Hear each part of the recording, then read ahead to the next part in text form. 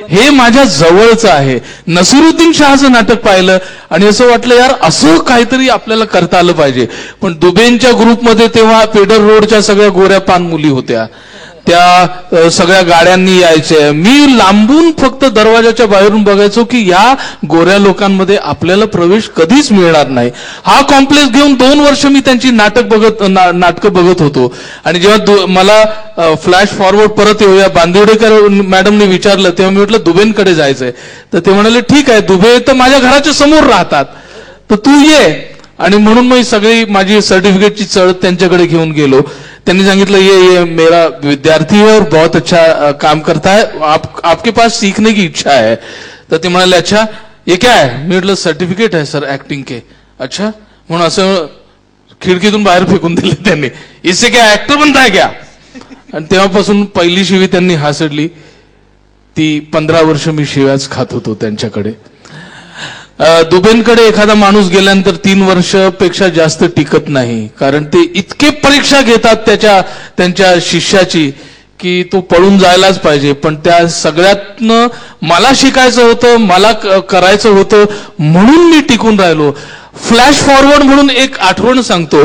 मी नसीरुद्दीन शाह आणि रत्ना पाठक यांच्या नाटकाचं बॅकस्टेज करत होतो आणि विंगेत बसून फोनची घंटी वाजवणे वगैरे असं सगळं काम करत होतो. विलेज विंग नावाचं बर्नार्ड शॉचं नाटक होतं. त्याच वेळेला फ्लॅश बॅक मध्ये जाऊया.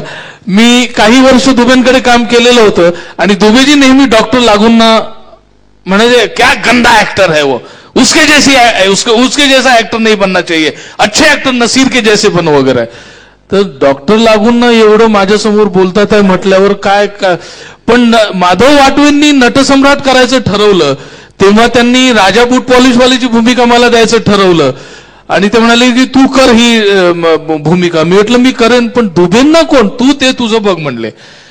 रिहर्सल सुरू झाली, वाटवेंचे फोन यायला लागले, अरे कधी येतोयस, डॉक्टर रोज येतात आहेत आणि तू. पण 8 दिवस झाल्यानंतर मला एक शक्कल सुचली. तो शनिवार होता. मला कळलं की दुबेजी शनिवारी रात्री डॉक्टर लागूंच्याकडे पार्टीसाठी गेलेले आहेत. मी म्हटलं आता रविवारी सकाळी 11 वाजता उठतील म्हणून मी दुसऱ्या दिवशी सकाळी 11 वाजता डॉक्टर लागूंच्या घरी फोन केला. डॉक्टर लागूंनी फोन उचलला. हॅलो. तर मी म्हटलं डॉक्टर मी किशोर कदम बोलतोय. हा बोल. म्हटलं दुबेजी आहेत का तिकडे. हो रात्री तो माझ्याकडेच होता. बोल रे तुझा विद्यार्थी किशोर कदम बोलतोय. दुबेंनी डॉक्टर लागूंच्या समोर तो फोन घेतला.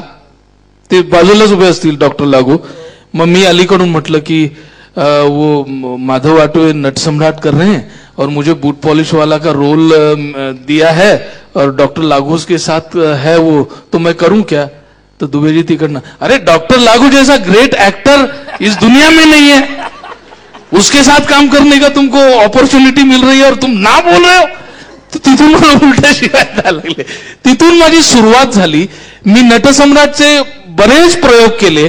कट टू आपण बॅकस्टेज कडे येऊया. एक दिवस नसीरच्या ग्रँड रिहर्सल झाली कर्नाटक संघातून. रात्री 9 वाजता मी खाली उतरत होतो तर दुबेजी म्हणाले ओके सुबह 11 बजे आओ. मी म्हटलं दुबेजी मैंने आपको 1 महीना पहले बताया था. हेच ते नाट्यगृह. म्हणजे सांगायला ही आठवण करत माझ्या अंगावर काटा येतोय की कालिदास नाट्यगृहाची जिथे मी आज बसून बोलतोय त्या नाट्यगृहाचं उद्घाटन नटसम्राटने इथे होणार होतं आणि त्याच्यामध्ये मी बूट पॉलिशवाला होतो आणि मी दुबेजींना 2 महिने आधी सांगितलेलं होतं. त्याच्यावर दुबेजी म्हणाले तुमने नहीं बताया था. मी म्हटलं मैंने बताया था. मग त्यांना आठवलं. हा. नंतर त्यांनी असा पॉज घेतला नेहमी दुबे स्टाईलने आणि माझ्याकडे बघून म्हणाले कल तुम नहीं जाओगे. कल तुम नहीं जाओगे. अरे कालिदासचं उद्घाटन नटसम्राटने आहे ज्याच्यात माझी महत्वाची भूमिका आहे आणि ते म्हणतात कल तुम नहीं जाओगे, चूज बिटवीन डॉक्टर लागू अँड दुबे. असं सगळ्यांच्या समोर बोलले. मी म्हटलं हा नाटकातला माणूस आहे आणि नाटकाच्या विरोधात आहे हे सगळं कसं काय. मला त्यांच्याकडे 5 वर्ष ऑलरेडी झालेली होती. तर मी रडायला लागलो. मी म्हटलं मुझे जाना पडेगा. तुम नहीं जाओगे नहीं तो कल से मेरा मुंह मत देखना, मेरे घर पे मत आना. नंतर मी खूप रडलो. तिथेच बसून राहिलो. गणेश होता माझ्या बरोबर. मग दुबेजी आम्हाला नीलम हॉटेलमध्ये घेऊन गेले. तेव्हा दुबेंनीच आम्हाला अनेक गोष्टी शिकवल्या. त्यापैकी दारू पिणं पण दुबेंनीच शिकवलं. रमचा पेग मागवला लाव, त्यांनी पण मागवलं आणि मी 2 घोट घेतले आणि ग्लास रागाने आपटला आणि मी निघून आलो. त्याच्या आधी मी थोडासा चालाकी केली होती. मित्राला सांगितलं होतं माझ्या की नटसम्राट नावाचं पुस्तक विकत घ्या आयडियल मधून जाऊन, राजा बूट पॉलिशवाल्याचा रोज पाठ करायला लाग. दिनकर गावंडे त्या मुलाचं नाव. आणि रात्रभर जाऊन मी त्या देवळामध्ये, जिथे मी अभ्यास करायचो त्या देवळामध्ये रात्रभर त्याची रिहर्सल घेतली. सकाळी 7-8ला मी म्हटलं शिवाजी मंदिरला जा, तिकडे एक बस उभी असेल, आतमध्ये चढ आणि म्हण की मी राजा बूट पॉलिशवाल्याचा रोल किशोरचा करायला आलेलो आहे आणि कोणीही काही प्रश्न विचारले तर म्हणा की मीच करणार आहे. तो गेला. डॉक्टर लागू तिथे बसले होते बसमध्ये. किशोर तर म्हणाल नाही, दुबेजींनी त्याला सोडलं नाही. बरं, दुबे तसाच आहे, काय करणार. म्हणून मग त्यांनी त्याची रिहर्सल घेतली आणि त्याच्यानंतर राजा बूट पॉलिशवाल्याचा रोल त्याने केला. तर दुबेजी अशा प्रकारची नेहमी परीक्षा घेत असत वेळोवेळी आणि त्याच्यातून टिकून राहणं 15 वर्ष खूप कठीण होतं. आणि मला असं वाटतं हे करत असतानाच त्यांनी आयुष्य कसं जगायचं हे सुद्धा शिकवलं. मी एका झोपडपट्टी वजा भागातून आलेलो, पण 5 स्टार मधलं आयुष्य म्हणजे काय, कविता म्हणजे काय, कवितेचं पाठांतर म्हणजे काय, चांगली पुस्तकं म्हणजे काय, चांगले कपडे म्हणजे काय, हे सगळं दुबेजींनी शिकवलं नाटकाबरोबरच. म्हणूनच मला असं वाटतं दुबेजीच्या आधीचं आयुष्य आणि दुबेजींच्या नंतरचं आयुष्य असे 2 भाग माझ्या आयुष्यातले पडू शकतात.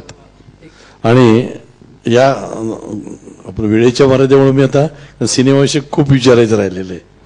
तर हे सगळे धडे आपण घेतल्यानंतर एक तुमच्यातला कलाकार तयार झाला. किमान काय काय करू नये हे किशोर अगोदर शिकलेलं आहे. काम काय करायचं ते ऐनवेळेस ठरतं, पण दुबेकडून एक चांगल्या गोष्टी शिकल्या म्हणजे काय काय करू नये याच्या.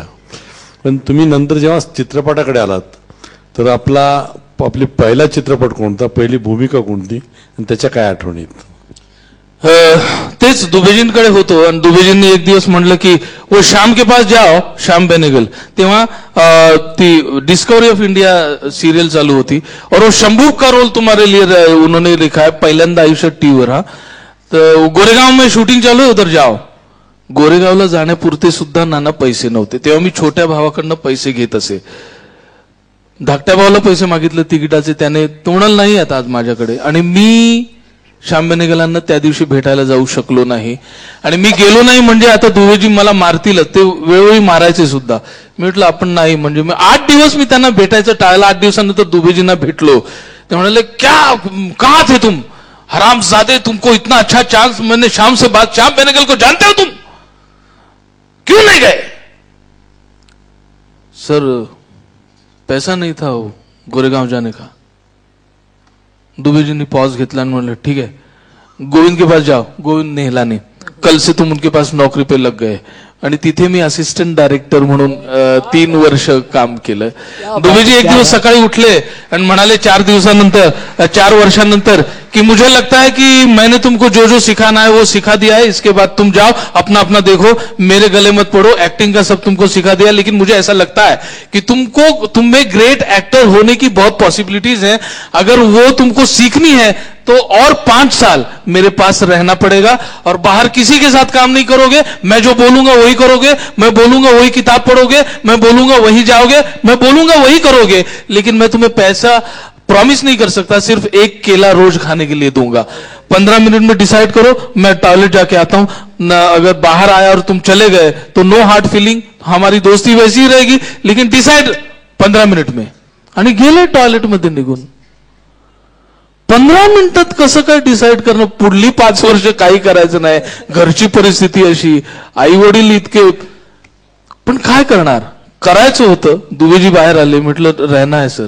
आणि त्याच्यानंतर त्याच्या दुसऱ्या दिवशी दुबेजी मला गणेश यादवला घेऊन कर्नाटक संघाच्या खाली एक बँक होती तिकडे गेले आणि आमच्या तिघांच्या जॉईंट अकाउंटवर 75,000 रुपये टाकले आणि ते म्हणाले ह्याच्यातून तुमचा खर्च तुम्ही करा.